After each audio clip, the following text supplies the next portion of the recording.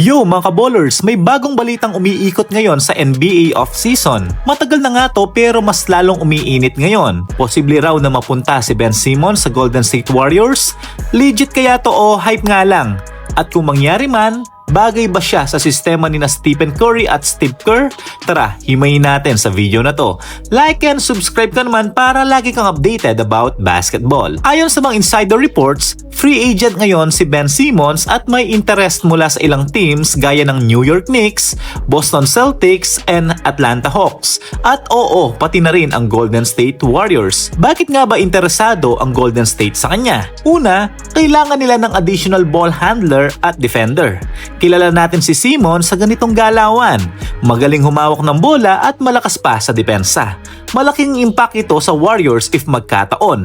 Pangalawa, si Simmons may size na 6'10 na pwedeng tumulong sa fast break at switching defense. Pangatlo, si Steve Kerr laging naghahanap ng versatile players yan na marunong pumasa at gumalaw kahit walang hawak ng bola.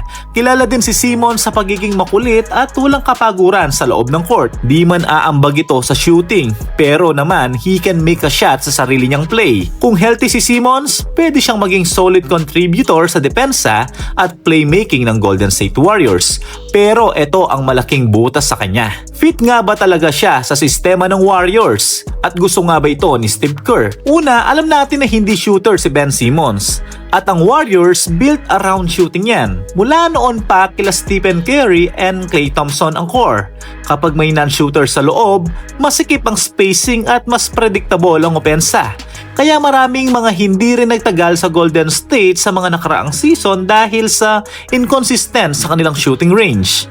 Pangalawa naman, may injury history itong si Simmons. Sa nakaraang seasons, hirap siyang makabalik sa all-star form niya. Kung risky ang move, baka masayang lang ang cap space ng Warriors. Lalo na nga nakaraang seasons, naging struggle ng Golden State ang puro injury nila sa kanilang rosters.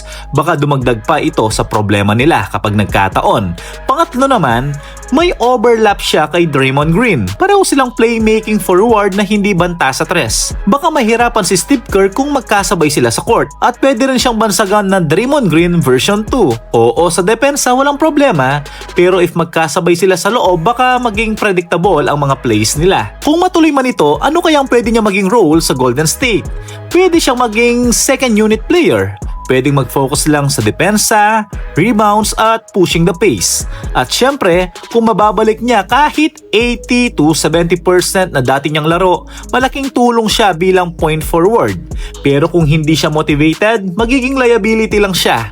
Parang malaking kontrata lang na walang impact. So anong tingin niyo mga ballers? Ben Simmons ay free agent ngayon at nag-aantay na lang siya ng team na kukuha at fit sa kanya.